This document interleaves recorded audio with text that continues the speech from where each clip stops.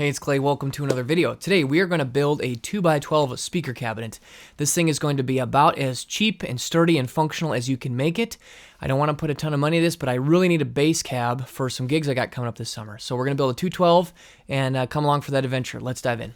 All right, we've got my raw materials. You can see I've got a 12-foot long, 3/4 inch, 12 inches wide pine board. It's this tall one here. I'm going to cut this board into 4 chunks. The first is 26. The second is 52. Those are going to be my long lengths, and then 2 20-inch pieces so that's going to be my shorter lengths to make a rectangle, 26 by 20 basically.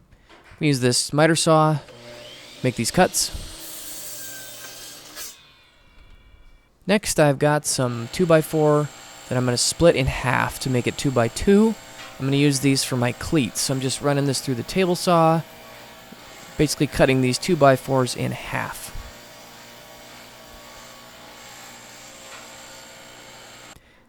So you can see here, starting to put this shape goes. We got the cleats. The cleats go in the corner. The 3/4 inch pieces are just butted together. All right, I made my cuts. Started gluing and screwing together. This is going to be very simple. We've got butt joints and we got cleats. No fancy finger joints, no jigs, just clamps and glue and screws. Tight bond 2, bunch of screws. This is a little example of how I basically did it. I got the box together, measured it that it's square, and clamped the cleat in place. And then I'm inserting screws on the outside to hold it. So I got my rectangle. All right, next I move on to the plywood sheet. This is going to make both the front and the back baffle. I'm just cutting it to fit the inner dimension. Again, I think I was 26 by 20. And so then I just measured the inner dimension of my box now that it's been assembled. And I cut the plywood sheet to that, match that. All right, I've got the front baffle cut out and fitted. It's a nice tight fit. Had to do a little bit of a clamp on the corners to pull it just ever so slightly into square. Now it fits in really nice. All right, I got the baffle cut out and I got the speakers located. It gets a little bit tight here, but it should work fine. All right, here's my circle cutting jig. I got my baffle, did a bunch of measuring, drew a bunch of lines. Basically, I'm going for 11-inch circles. So I've got my center point, 5.5 inches, 5.5 inches. Took a scrap piece of wood, screwed my jigsaw, the base into the wood, and then it's going to pivot in a circle around this point, set at 5.5 inches to make an 11-inch circle to fit 12-inch speakers. That's it. Let's get this cut out.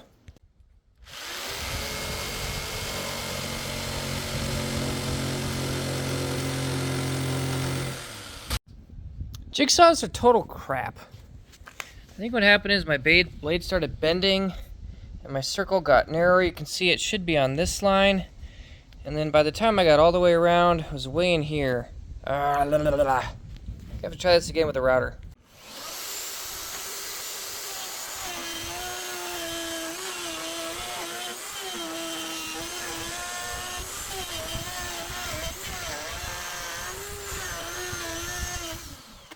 All right, cleats, more cleats.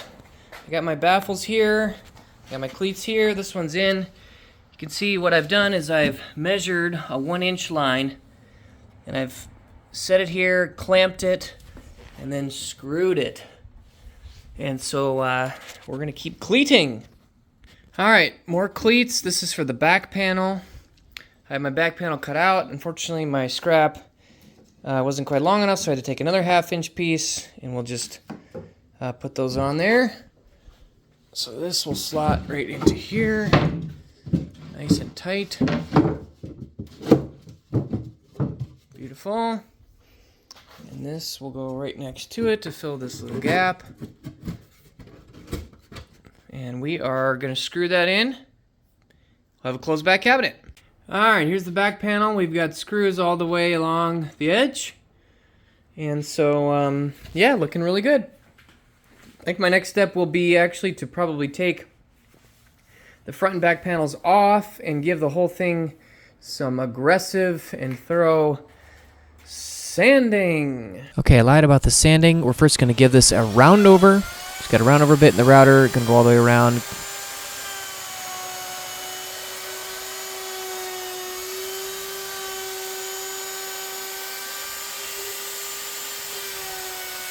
Alright, so I'm filling all the screw holes and imperfections and marks and everything with some joint compound.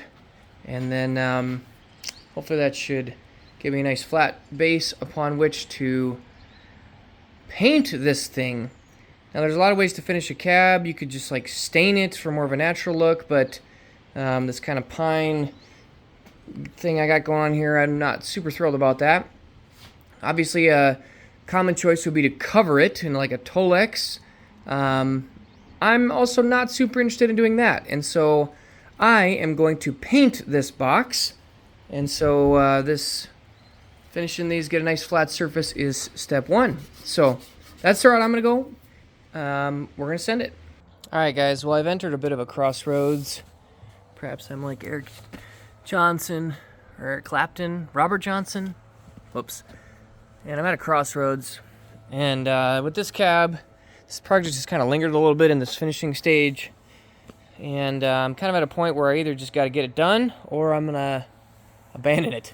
And so we're just gonna paint it. I gave it a quick sand, filled some of these screw holes as best I can. They're not perfect, but I've given it a sand. I got some spray paint.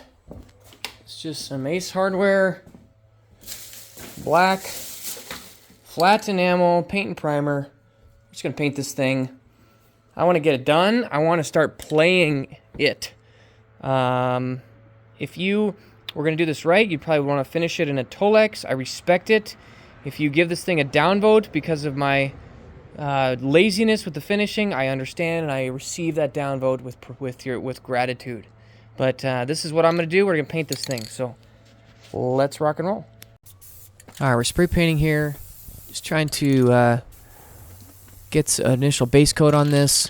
It's a paint and primer combo. I'm gonna have to do probably 2 cans, multiple coats on this thing. So let's just trying to get some paint on this thing to start. Now I'm starting to screw some holes in. Gonna have 4 nuts and bolts holding the speakers to the baffle.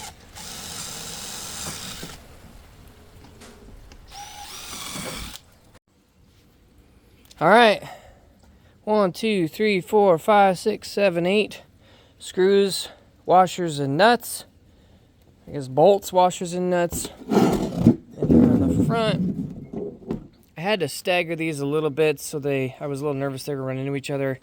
Did have a little chip out, which I'm gonna have to fix, but these screws I ended up just carving out a little bit of this rubber gasket, the bolts, so the bolt head can sit in there nicely. Now, I didn't torque them down super hard because I think you do want this thing moving a little bit, but I want it moving the baffle as well, not just the speaker. So I think we're going to be good here. And now I'm just driving some screws in to hold the baffle onto the side cleats.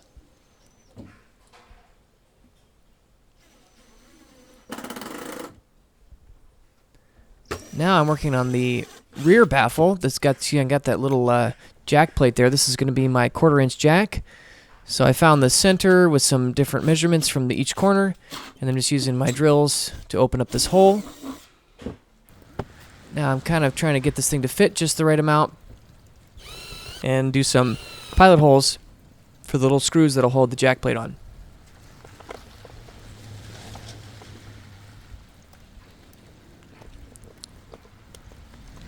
Now for the handle on the top, this is just a metal handle I got from the hardware store. Should be fairly heavy duty, but not the most comfortable, but that's going to be fine. Again, we're going for functionality here. Now we're wiring up this cabinet. I got 2 8-ohm speakers in at this current moment. They'll be going in parallel. Let's hear it.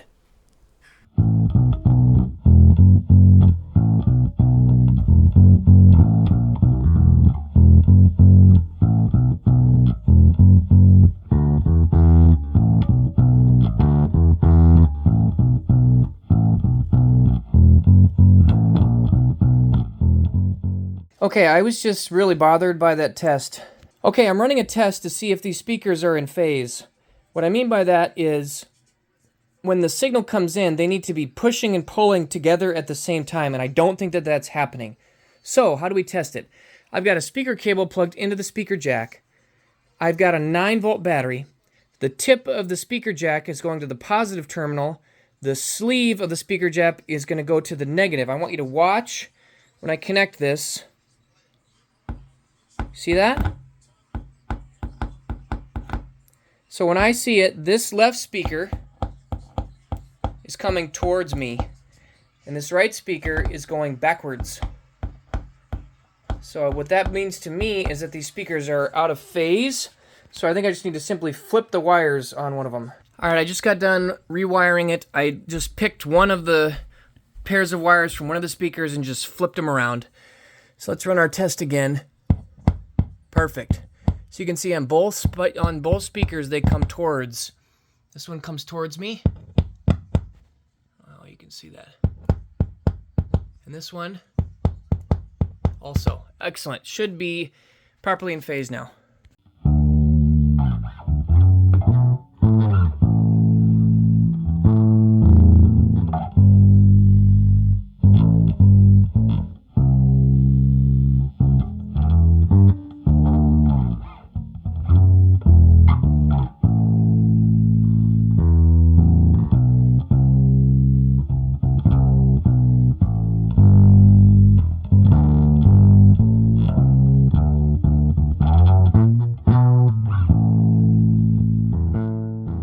Alright, so the speaker cab is built, but I wasn't very happy with the performance of the speakers. So I have got some new speakers in the mail. Let's get these puppies in this cab and see how it sounds with proper speakers. Alright, these are the speakers I've chosen. They are Eminence Legend BP122s, 8 ohms. We're going to wire them either in series or parallel. I haven't actually figured that out yet. For either 4 or 16 ohms. In a 212 configuration. So let's get the two speakers out of this and get these new ones in.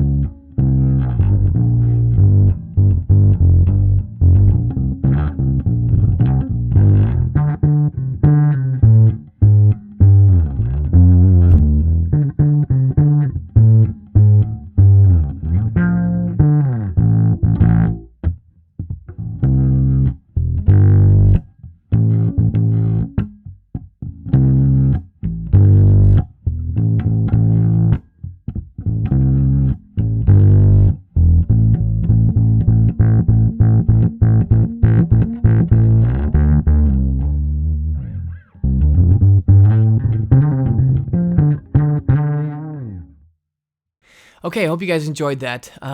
Just my experience here, I think this cab has gotten to a really, really great place. It's really sturdy. It sounds really, really good. I'm running my Marshall Plexi into it, which is, Plexi was originally kind of related to a Bassman. So I'm just running the normal channel. I got the bright channel off all the way. I got the master up all the way. And it sounds really good. It's definitely a darker speaker cabinet compared to a lot of the electric guitar stuff that I'm used to. I want to say there's a little more of a roll off at between about 5K or so. But that's perfect for bass, and it's got a ton of low end. I think it sounds really great. I actually had a hard time tracking down my regular full-size bass, so I had some clips here with my little mini junior bass, but even then it still sounded awesome. I was really happy with it. It's loud, it's punchy, it's got a lot of good articulation. I think these speakers sound excellent. The only update I'm yet to do is I probably will make some kind of front grill cover here at some point, something that I can just, make a frame and put some cloth and then cover it up just to make sure that the speakers are a little bit protected.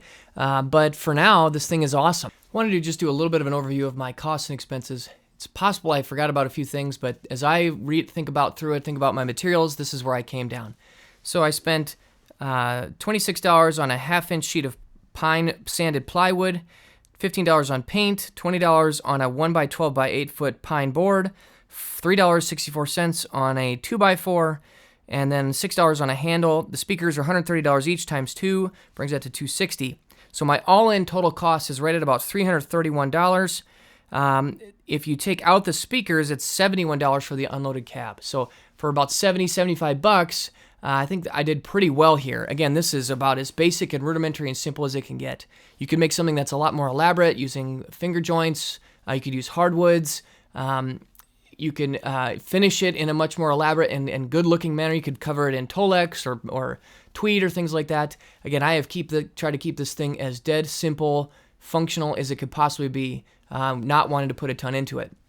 And the speakers, you can pick any kind. But really for an unloaded cab for about $75, I think that's doing pretty well. Now, certainly, to be straight up, doesn't factor in the time, the labor, and also the tools and experience required. All those things have value and have cost if you were to have somebody else build it if you can't. But actually, this is a great beginner-level project. You could do this with a couple of basic hand tools and hand power tools, a circular saw, a chop saw, maybe a jigsaw, and a drill, and you can get a really long ways. And honestly, I'm pretty happy with how this thing came out. I'm going to be gigging it all summer with my band, so I'll have a cab for my bass player, and we don't have to worry about blowing up one of my guitar cabs.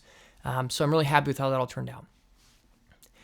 I'd be really curious for any of you that are bass players, how do you think this cab sounds? I am a bass player secondarily, and so I'd be very curious to hear your input, how you think this thing sounds compared to other bass cabs you guys may have encountered. But from my just initial reaction to this thing, I'm quite thrilled with how it turned out, and I'm really pleased with this project. So love to hear your opinions down in the comment section below. See you guys again soon. Thanks. Bye.